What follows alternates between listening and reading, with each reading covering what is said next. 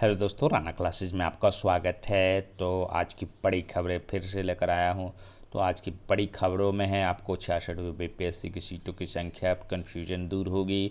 दूसरी है BSSC CGL 3 का विज्ञापन कब तक, आज कितनी संभावना है। और भी अन्य खबरें, झारखंड में बहाली जो कि बम्पर बहाली जल्द आने वाली है। और बीपीएससी ने सहायक प्राध्यापक के कितने पद निकाले। तो शुरू करते हैं पहली खबर से।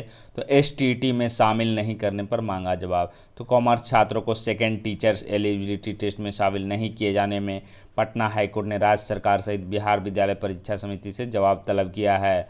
न्यायमूर्ति पार्थ सारथी एकल पीठ ने मोहम्मद अफरोज व अन्य की ओर से दायर याचिका पर सुनवाई की। कोर्ट को बताया गया कि 25 सितंबर 2019 को शिक्षा विभाग के उप सचिव ने एक रिपोर्ट जारी कर जिलावार शिक्षकों के रिक्त पदों के बारे में सरकार को रिपोर्ट सौंपी थी। यह रिपोर्ट सूबे के जिला शिक्षा पदाधिकारियों से मिली रिपोर्ट के आधार पर तैयार की गई थी। इस रिपोर्ट में करीब 1000 से अधिक उच्चतर माध्यमिक स्कूलों में कॉमर्स शिक्षकों के पद रिक्त रहने की जानकारी दी गई है। कोर्ट को बताया कि कॉमर्स शिक्षकों की कमी से स्कूल में कॉमर्स की पढ़ाई नहीं हो पा रही, जबकि एसटीईटी परीक्षा में के विज्ञापन में कॉमर्स विषय के लिए कोई विज्ञापन प्रकाशित नहीं किया गया है। वहीं राज्य सरकार की ओर से कोर्ट को बताया गया कि एसटीईटी परीक्षा चल रही है। इस परीक्षा में उत्तीर्ण होने वाले उम्मीदवार मेरिट के अनुसार स्वीकृत पदों पर नियुक्त होंगे। कॉमर्स के लिए विज्ञापन प्रकाशित नहीं किए गए, इसलिए इस परीक्षा में कॉमर्स के लिए अभ्यर्थियों की नियुक्ति होना संभव नहीं है। कोर्ट ने इस मामले में शिक्षा विभाग सहित बिहार विद्यालय परीक्षा समिति को जवाबी हलफनामा दायर कर स्थिति स्पष्ट करने का आदेश दिया। मामले पर अगली सुनवाई 4 सप्ताह बाद होगी। तो मतलब क्या है कि जो छात्र हैं वो कह रहे हैं कि कॉमर्स के ग्रेजुएट है, उसमें सीटें भी 1000 खाली, तो फिर उसकी बहाली क्यों नहीं निकाली गई। तो इसकी फैसला है जो कि अब आपको 4 सप्ताह बाद ही होगी।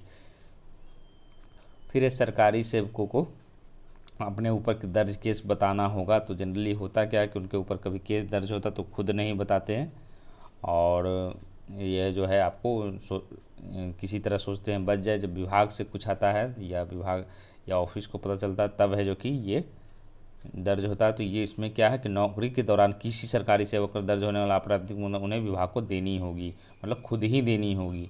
ऐसा नहीं करने पर सरकारी सेवक पर भारी पड़ सकता है। सरकार ऐसे कर्मियों के खिलाफ कार्रवाई कर सकती है। सरकारी सेवकों द्वारा मुकदमा दर्ज जानकारी नहीं देने के मामले में सामने आने के बाद राज्य सरकार ने यह निर्णय लिया है। निर्णय के लिए सभी जानकारी छुपाए तो कदाचार माना जाएगा। सामान्य प्रशासन विभाग के मुताबिक सरकारी सेवक के सेवा काल में उसके विरुद्ध कोई आपराधिक मामला या न्यायालय में आरोप पत्र दाखिल होता है तो उसकी जानकारी अपने विभाग को देनी होगा। आपराधिक बात से संबंधित तथ्य उन्हें अनिवार्य रूप से बताना, ऐसा नहीं किया जाना सरकारी सेवक का कदाचार माना। एजेंसी का आरोप पत्र की जानकारी देनी है। वहीं सरकारी सेवक के खिलाफ दर्ज आपराधिक मामला अभियोजन एजेंसी द्वारा न्यायालय में आरोप पत्र दायर करने के बाद तुरंत इसकी जानकारी नियुक्ति प्राधिकार व कार्यालय प्रधान को देनी होगी।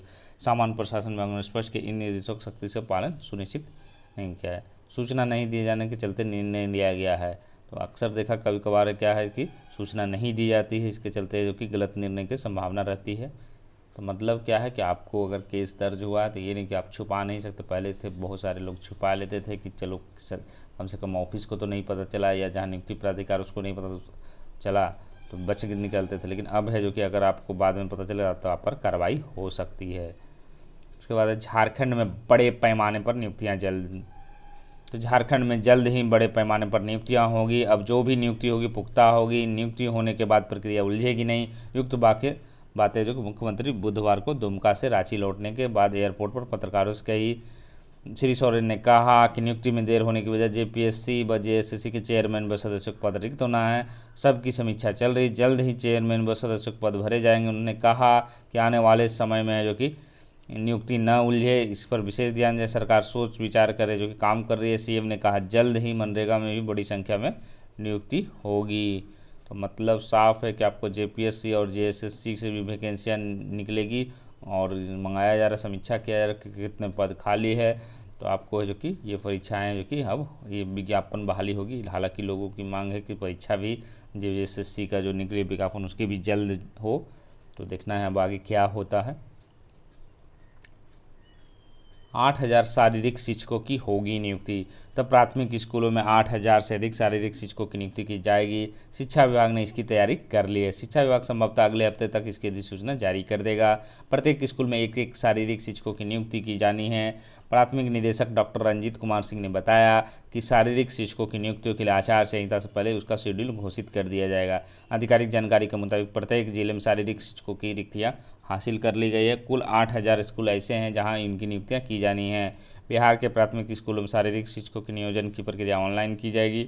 नियोजन को ऑनलाइन कराने की प्रक्रिया भी तय हो गई है। जानकारी के मुताबिक पहली बार है जो कि प्रदेश में 2006-07 में ट्रेंड शिक्षकों की बहाली की गई थी। इसके बाद अब नियोजन किया जा रहा है। प्राथमिक निदेशक डॉक्टर रंजीत कुमार सिंह ने बताया कि शारीरिक शिक्षक बहाल होने से बच्चों के स्वास्थ्य में बेहतर बनाने में अच्छी खासी मदद मिलेगी। बच्चों को फिट रखना सरकार की जिम्मेदारी। मतलब क्या है कि आपको बिहार में जो कि 8,000 शारीरिक शिक्षकों की नियुक्ति का नोटिफिकेशन है जो कि आपको जल्द आएगा। फिर क्या है, 136 सहायक प्राध्यापक व 95 सह प्राध्यापक की होगी नियुक्ति। तो बिहार के राजकीय इंजीनियरिंग कॉलेज में भूगर्भ शास्त्र के 47, रसायन में 57 व अंग्रेजी में 32 सहायक प्राध्यापकों की नियुक्ति, साथ ही इलेक्ट्रिकल इंजीनियरिंग में 95 सह प्राध्यापकों की भी नियुक्ति होगी। बीपीएससी ने इन सभी पदों के लिए अलग अलग विज्ञापन प्रकाशित कर बुधवार को अलग अलग ऑनलाइन आवेदन मांगा है। सभी पदों के लिए ऑनलाइन रजिस्ट्रेशन 17 सितंबर से शुरू होगा और 5 अक्टूबर तक चलेगा। परीक्षा शुल्क भुगतान की अंतिम तिथि 9 अक्टूबर और ऑनलाइन फॉर्म भरने की अंतिम तिथि 16 अक्टूबर है। आयोग कार्यालय में डाक से आवेदन की हार्ड कॉपी प्राप्त करने हेतु अंतिम तिथि जो कि 22 अक्टूबर शाम 5 बजे तक। आवेदन जिस दिन रजिस्ट्रेशन करेंगे उसके अगले दिन 11 बजे बाद है जो कि परीक्षा शुल्क का भुगतान के लिए लिंक उपलब्ध होगा, और जिस दिन परीक्षा शुल्क का भुगतान किया जाएगा उसके अगले दिन 11 बजे फॉर्म भरने के लिए आवेदक को लिंक उपलब्ध रहेगा। फिर क्या है, न्यायिक सेवा के आवेदक का विधि स्नातक होना चाहिए। बुधवार को बीपीएससी ने अपने वेबसाइट पर सूचना जारी कर रजिस्ट्रेशन की अंतिम तिथि तक 31वीं बिहारवीं न्यायिक सेवा के आवेदकों के लिए विधि स्नातक होना जरूरी बताया। मतलब ये जो रजिस्ट्रेशन की अंतिम तिथि उस समय तक है जो कि इनको अगर विधि स्नातक है तो आप फॉर्म भर सकते हैं। फिर क्या है, सहायक प्राध्यापक पीसीएम का रिजल्ट संशोधित। तो बीपीएससी ने सहायक प्राध्यापक पीसीएम का संशोधित रिजल्ट बुधवार को जारी किया है। इसमें पहली बार जारी रिजल्ट में असफल घोषित किए गए अभ्यर्थी विजय कुमार चौधरी को क्या किया गया है, सफल घोषित किया गया है। अब आते हैं 66वीं बीपीएससी का, कि बहुत सारे लोगों ने कन्फ्यूजन था कि 562 है या 731 है। सरकारी रिजल्ट पर दिया कि आपको 731, तो लोग मुझे भी कहने लगे कि अगर, हालांकि ये कन्फ्यूजन है जो कि मुझे भी हुई थी। ऐसा नहीं कि सरकारी रिजल्ट ने जानबूझकर ऐसा किया है 731, उन्हें भी कन्फ्यूजन, इसलिए इन्होंने सीटों को जोड़ लिया। लेकिन सीटों की संख्या क्या है, 562 है। मैं भी जब शुरुआत में बता रहा था तो मैं भी थोड़ी देर के लिए घबरा, अचानक लगा कि दोनों सीटें जोड़कर, फिर क्योंकि मैं एक ही चीज़ पर कन्फर्म था कि डीएसपी की सीटें जो पहले से ही पता थी कि ये 34 ही हैं, 34 से 42 नहीं हुई है। इसी आधार पर मैंने जो कि शुरू से ही 562 पद है जो कि बताया, और बाद में भी थोड़ा मैं कन्फ्यूज हुआ, लेकिन फिर लगा नहीं, क्योंकि 34 डीएसपी की पोस्टें हैं और इस तरह के जो अंडरलाइन दिया हुआ था उसके कारण काफ़ी कन्फ्यूजन स्थिति हो रही थी। तो जहाँ भी 731 है लिखे हैं तो वो कन्फ्यूजन की स्थिति में नहीं लिखे हैं, जानबूझकर नहीं लिखे हैं। तो उम्मीद है कि उनको भी कन्फ्यूजन है जो कि दूर हो जाएगा। तो आप देख रहे हैं बीपीएससी की 66वीं संयुक्त प्रारंभिक प्रतियोगिता, अलग अलग विभाग से पद भरे जाएंगे। आयोग के सचिव परीक्षा नियंत्रक अमरेंद्र कुमार ने बताया कुल पदों में 169 महिलाओं के लिए आरक्षित है। स्वतंत्रता सेनानी की पोती के लिए 11 पद, नाती नतनी के लिए, मतलब क्या है, इन्होंने खुद बताया है कि आपको 169 पद महिलाओं के लिए जो कि आरक्षित है। और सभी अखबारों में भी आप देख सकते हैं कि आप सीटों की संख्या क्लियर कर दी गई। 562 रिक्तियाँ हैं 14 सेवाओं के लिए जो कि कुल है जो कि 562, जिनमें से 329 आरक्षित हैं, और 233 है जो कि सामान्य श्रेणी के पद है, और महिलाओं के लिए 36 रूप से कुल 169 पद। मतलब क्या है, इसमें जो कि अलग कर दिया गया था सीटों को। पहले क्या होता था कि कंबाइंड निकलता था, 36 का अलग से कॉलम बनाकर नहीं दिखाया जाता, इसीलिए कन्फ्यूजन की स्थिति पहले नहीं होती। लेकिन अब है जो कि अलग करने के कारण पहली बार ऐसा देखा गया, तो कन्फ्यूज लोग क्या किए कि जोड़ने लगे। हालांकि ये कन्फ्यूजन के कारण ही जानबूझकर नहीं जोड़े। तो सरकारी रिजल्ट पर दिया है तो वो ठीक है, वो अपनी गलती है जो कि सुधार लेंगे, क्योंकि वो कन्फ्यूजन की स्थिति में ही ऐसा किए हैं। और उम्र सीमा तक की बात थी कि जहाँ तक बढ़ने की, तो क्योंकि कैबिनेट से जब तक अप्रूवल नहीं होगा, ना तो सिलेबस चेंज हुआ और ना ही ओवर एज। तो पहले क्या है, लोग सोचते हैं अचानक जब कोई चमत्कार आ जाएगा और सिलेबस चेंज हो, कोई किसी भी प्रकार का मेंस में भी सिलेबस चेंज हो, क्योंकि उसके लिए कैबिनेट से पहले अप्रूवल लेनी पड़ती है। ओवर एज के लिए भी आपको 37 मान ली 40 करना था, उसके लिए अप्रूवल नहीं मिली। इसका मतलब जो पुरानी चीज़ें चल रही है वही रहेगी, इसमें कोई आप लोग को उम्मीद है कि जो सीटों की संख्या है वो 562 ही हैं, 731 नहीं है। ये कन्फ्यूजन है जो कि आपको दूर हो गया। सारे अखबारों में भी आपको 562 दिया हुआ है, तो आप लोग है जो कि बिल्कुल कन्फ्यूज ना हो। अब आते हैं बीएसएससी सीजीएल 3 के विज्ञापन, जैसा कि बताया था कल भी कि 17 तारीख आज आ सकते, लेकिन जो लेट नाइट है जो कि सूचना जो आई उसके अनुसार आज है जो कि 10 से 20 ही प्रतिशत चांस, मतलब नहीं के बराबर है चांस है।